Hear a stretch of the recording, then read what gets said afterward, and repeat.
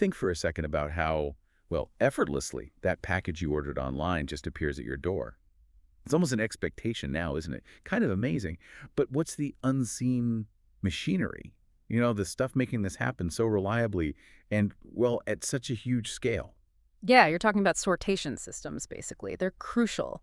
Deep inside these massive warehouses and logistics hubs, these automated systems are the real workhorses.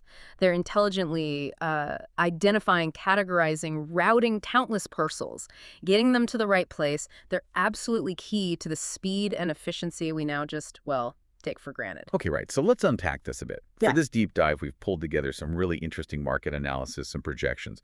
Our mission today is to really get under the hood of the global sortation systems market, to understand where it is right now and, maybe more importantly, where it's heading. We're essentially getting a peek behind the curtain, looking at the future of how goods move around the planet.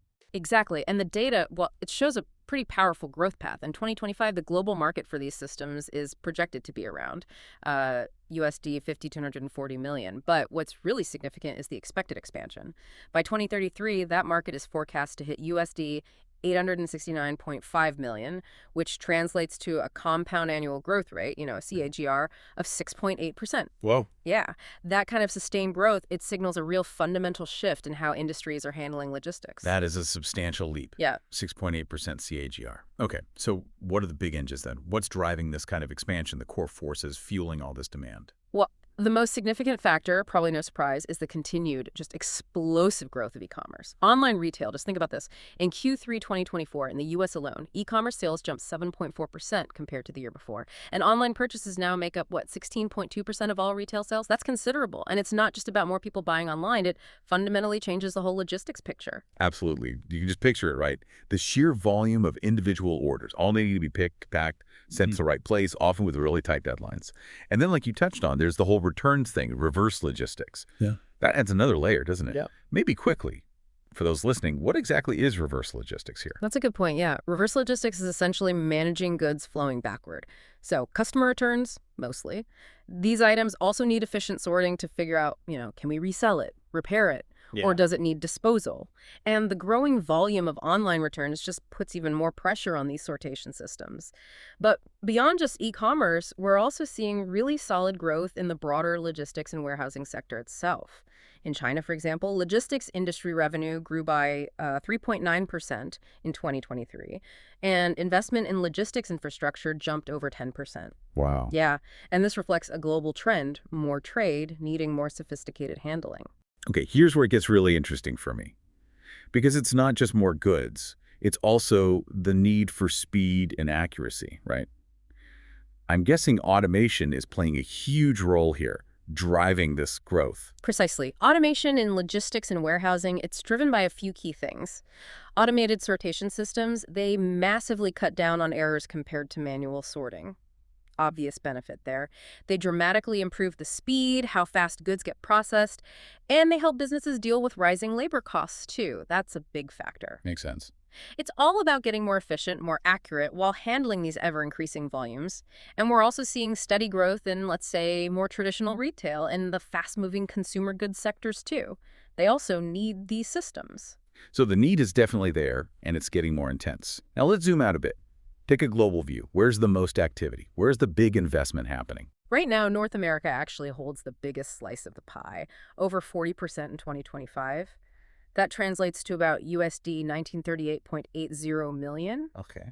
Within North America, the U.S. is definitely the dominant force, valued at USD 129.71 million in 2025. That's largely driven by its mature e-commerce market, plus, as we mentioned, the rising cost of labor pushing towards automation. Okay. Canada's also growing, about USD 232.66 million in 2025, fueled by its own e-commerce growth and, of course, cross-border trade with the U.S. But the projected CGR for North America overall is a bit more moderate, around 5.3% between 2025 and 2033. Okay, moderate, but still a huge market to begin with. What about Europe? How's it looking there? Europe's also really significant, holds over 30% of the global market. That's about USD 1519.60 million in 2025. Key players there include the UK, that projected a 6.7% CAGR. That's driven partly by the unique challenges of last mile delivery, densely populated island. In Germany, a major European trade hub, looking at a 6.1% CAGR, reflects its central role in logistics on the continent. Overall, Europe's CAGR is expected around 5.9% through 2033. So consistent growth, established e-commerce, strong trade. Okay, so North America and Europe are the current big players by market size, Yeah. but I have a feeling the real growth story, the really dynamic changes, may be happening somewhere else. You're absolutely right. Asia Pacific, that's where we're seeing the most rapid expansion. In 2025, their share is around 23%, market size about USD 157.60 million. But the projected CAGR from 2025 to 2033, it's a remarkable 9.5%. 9.5, wow. Yeah, making it the fastest growing region globally by far. That rate nearly double North America's. It signals a major shift. It shows where future investment and innovation are likely really focusing. Nearly double the growth rate. That's incredible. What's fueling that? What's behind that surge in Asia Pacific? It's several things working together, really. China's a huge engine, of course. Market size there, USD 528.19 million and a 9.0% CAGR. That's fueled by the government's big push for smart logistics, adopting tech like 5G for more advanced automation. Makes sense. But India is also showing exceptional growth, an anticipated CAGR of 11.4%. 11.4. Yep. Benefiting hugely from initiatives like Make in India, boosting manufacturing, plus massive infrastructure investments, and then across the whole region, its role as a global manufacturing hub, plus rapidly growing domestic demand. It just creates this explosive need for efficient, fast sortation. Yeah, that makes perfect sense. The manufacturing base plus rising consumer power there. What about other regions? South America, Middle East, Africa, are they part of this growth too? Yes, definitely seeing growth there too, although starting from a smaller base. South America is projected around a 7.5% CAGR. The Middle East about 8.1%, Africa 7.1%. Wow, see how strong growth rate. Yeah, exactly.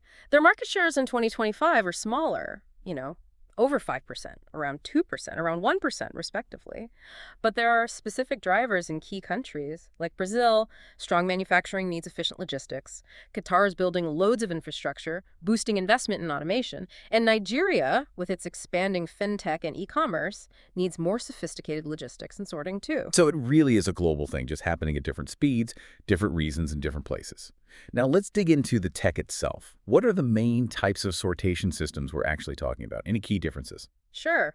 We can break the market down a few ways. If we look at product type, cross-belt systems are currently dominant, biggest market share. These are built for high throughput, handling huge volumes per hour, essential for those giant e-commerce centers. Think of it like multiple conveyor belts moving across each other, letting parcels get diverted quickly onto the right outgoing line. However, narrow belt sorters, that's the fastest growing segment right now. They offer high-speed sorting, but are also pretty space efficient, which is crucial. Warehouses are getting crowded. Okay. Space efficiency, that's key. Definitely. And then you have other types, too, like tilt tray sorters. Items are on trays that tip to drop them off. And sliding shoe sorters, which use these little blocks or shoes that slide across and push items off the main belt. Each type has its pros and cons, depends on what you're sorting, size, fragility, the speed you need. Makes sense. Different tools for different jobs, like you said. What about the items themselves? Does the weight or size of the package change the kind of system needed? Oh, absolutely. Weight is a key factor. The up to 5 kilogram segment, that currently represents the biggest slice of the market application-wise, which reflects the just enormous volume of small packages from CEP services, courier, express, parcel companies. Right, all those little online orders. Exactly. And the huge scale of cross-border e-commerce, too, lots of small items. Yeah. But interestingly, the above 35 kilogram segment is growing rapidly. This is largely due to more automation in industrial settings, manufacturing, distribution, needing to move heavier stuff efficiently. And I guess the speed, the throughput, parcels per hour, that's another big way to categorize them. Absolutely. Throughput is critical. The segment handling below 5,000 parcels per hour actually has the largest market share currently. These are often used by, say, smaller businesses or in more local distribution centers. Okay. But the above 15,000 parcels per hour segment, that's the fastest growing. Hmm. And that's directly tied to the big retailers doing omni-channel fulfillment. Ah, omnichannel. Yeah, needing to process just massive volumes for both online orders and restocking their physical stores super efficiently. Okay, so we've got the different system types, their capabilities. Now, who's buying all this tech? Which industries are the main customers? Well, unsurprisingly, e-commerce and retail. That sector holds the biggest share right now as the end user. The sheer scale and complexity for the online giants just demands these kinds of automated They solutions. co-sense. However, the logistics and transportation sector is the fastest growing end-use category, and that growth is really being driven by the rise in international trade and needing highly automated hubs to manage that global flow of goods. Okay. Other big users include pharma and medical devices. They have really strict tracking needs. Food and beverage, where speed and, temperature control are often vital. And consumer packaged goods, dealing with high volumes of really diverse products. So demand is strong, and it's coming from quite a few different areas. What about the really cutting-edge stuff? What trends or innovations are shaping the future of these systems? Two key trends really stand out as transformative. First is the increasing integration of robotics and autonomous systems, especially AMR's autonomous mobile robots. AMR's like, Yeah. Now, full robot warehouses aren't everywhere yet, but the big facilities, especially in e-commerce, they're definitely leading the charge. It's a pretty strong signal that something like 85% of businesses are apparently planning some kind of automation in the next year. 85%. Wow. Yeah. We've even seen examples like B-Vision partnering with Aramex using AI-powered sorting robots. It shows it's happening now. That sounds like a huge leap. More automation, more intelligence built in. What's the other big trend? The second one is the growing use and sophistication of IoT, the Internet of Things, and cloud-based sorting solutions. Putting IoT sensors into the systems lets you track parcels in real time, monitor how the system's doing remotely. Mhm. This helps with things like predictive maintenance, spotting potential problems before they cause breakdowns, cuts downtime. I'd save a lot of money and hassle. Huge savings. Plus, cloud-based platforms, they offer scalability, and they let you analyze tons of data. Leads to smarter decisions, better efficiency across the whole supply chain, data-driven improvements. These advancements sound incredibly positive. Are there any major roadblocks, challenges the market is facing? Yes. One notable challenge is definitely the significant initial investment and the ongoing costs of putting these systems in. You've got the hardware, the software, installation, integrating it all, then maintenance, upgrades. It adds up. Yeah, I bet. This high upfront cost can be a real barrier, especially for smaller and medium-sized businesses, SMEs.